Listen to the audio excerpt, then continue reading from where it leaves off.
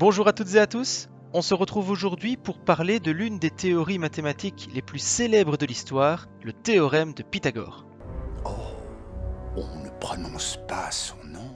Pythagore, c'est un philosophe et mathématicien grec qui a vécu il y a environ 2500 ans et qui a découvert une règle mathématique qui porte encore aujourd'hui son nom, le théorème de Pythagore. Alors, comment ça fonctionne et dans quel cas peut-on l'utiliser? C'est ce qu'on va voir ensemble aujourd'hui.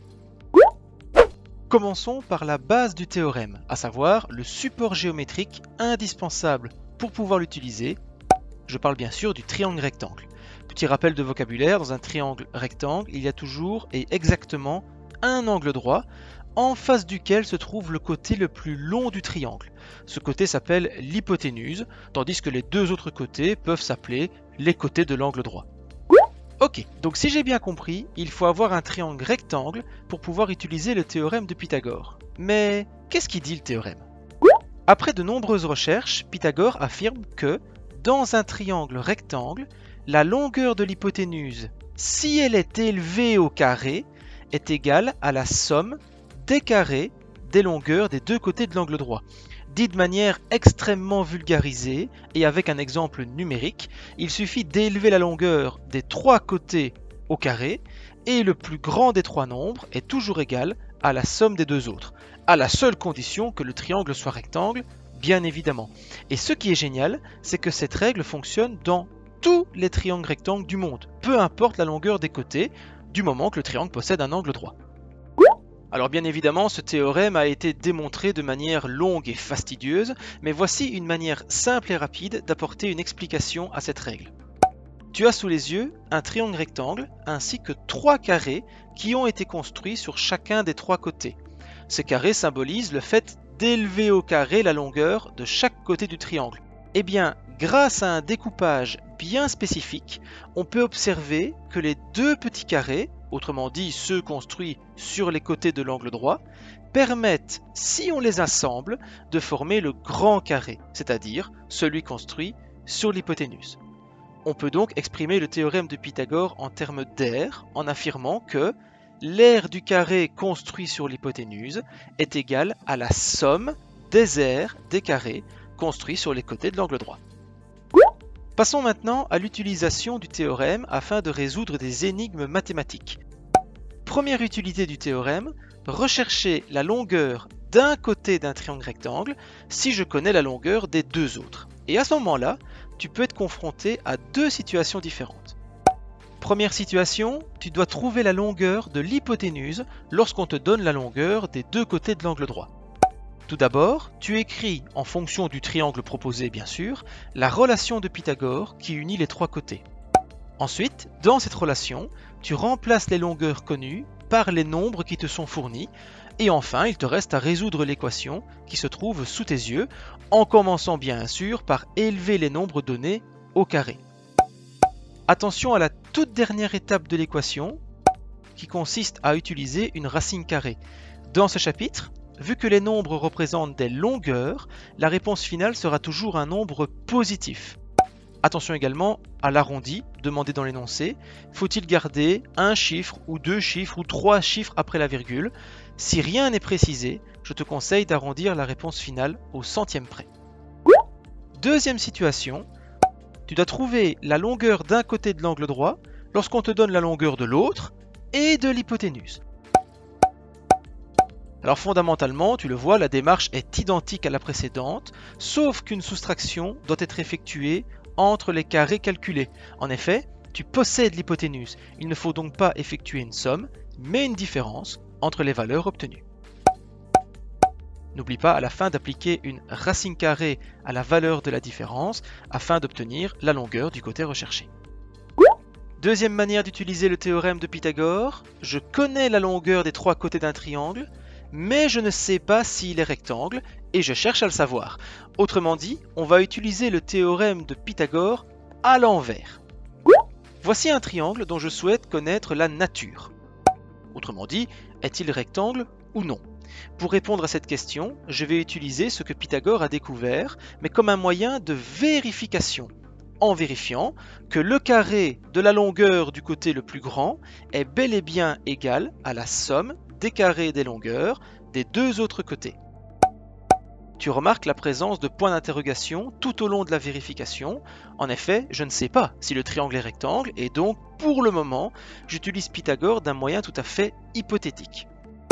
Dans le cas présent, on se rend compte que l'égalité est correcte, autrement dit les nombres obtenus sont égaux. Malheureusement, ça ne se passe pas toujours aussi bien. Voici un deuxième triangle dans lequel j'applique le même procédé de vérification. Sauf qu'à la fin, les nombres obtenus ne sont pas égaux. Alors, que peut-on en conclure? Dans la situation de gauche, on se rend compte que le carré de la longueur du plus grand des trois côtés est égal à la somme des carrés des longueurs des deux autres côtés. Par conséquent, le triangle possède un angle droit. On appelle cette propriété la réciproque du théorème de Pythagore. Le mot réciproque, tu le connais dans la vie de tous les jours. Entre guillemets, je suis ton ami et réciproquement, ça signifie que la relation fonctionne dans les deux sens. Et effectivement, dans ce cas-ci, Pythagore a fonctionné, entre guillemets, à l'envers. En effet, je l'ai utilisé sans savoir si le triangle était rectangle, et il s'avère que cela fonctionne. Cela indique automatiquement la présence d'un angle droit. En revanche, dans la situation de droite, le carré de la longueur du plus grand des trois côtés n'est pas égal à la somme des carrés des longueurs des deux autres. Par conséquent, le triangle ne possède pas d'angle droit. Cette propriété porte le nom de contraposé du théorème de Pythagore. En effet, je teste Pythagore et ça ne fonctionne pas. Autrement dit, ce que j'obtiens va à l'encontre de ce qui a été posé par Pythagore. Cela indique automatiquement que le triangle ne possède pas d'angle droit. Alors, tout cela est bien beau et bien joli, mais concrètement, à quoi ça sert de voir le théorème de Pythagore? Alors bien sûr, Pythagore servait surtout, en tant que tel, à l'époque. On utilisait par exemple le principe de vérification pour être certain qu'un mur était correctement construit. Pour ce faire, on prenait quelques mesures et on vérifiait, grâce à la réciproque du théorème de Pythagore, que le mur était bien perpendiculaire au sol. Ça signifiait que l'architecte avait bien fait son boulot et à l'époque, imagine qu'on faisait ça sans calculatrice. En revanche, si la situation permettait d'affirmer la contraposée du théorème de Pythagore, ça voulait dire que le mur n'était pas droit et que l'architecte n'était pas très doué. Architecte numéro 10. Non, c'est pas...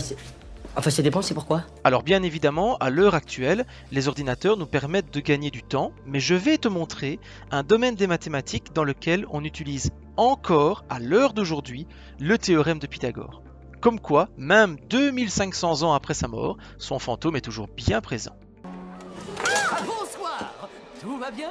Bienvenue à Gryffondor. Nous allons utiliser le théorème de Pythagore dans ce repère cartésien afin de calculer précisément la distance entre les deux points A et B dont on connaît les coordonnées.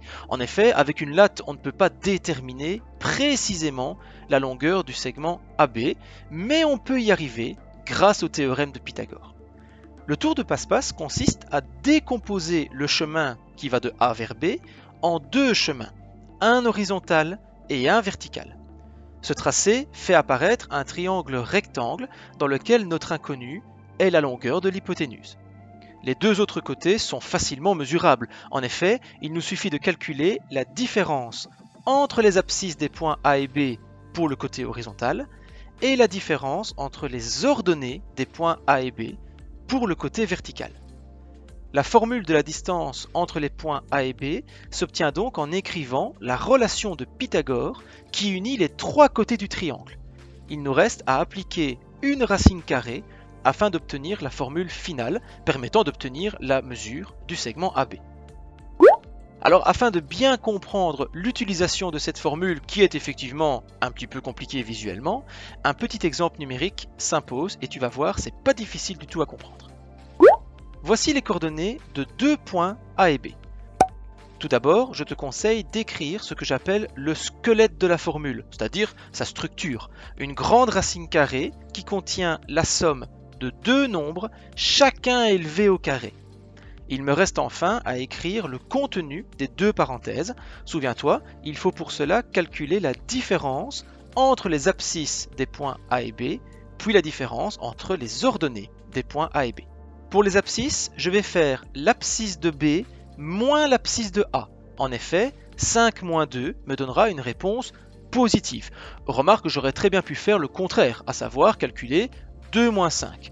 Cela me donnerait bien sûr moins 3, mais comme le nombre obtenu sera élevé au carré, cela ne change pas la valeur du résultat final. Maintenant, pour avoir plus facile, je te conseille de faire en sorte que la différence obtenue soit positive.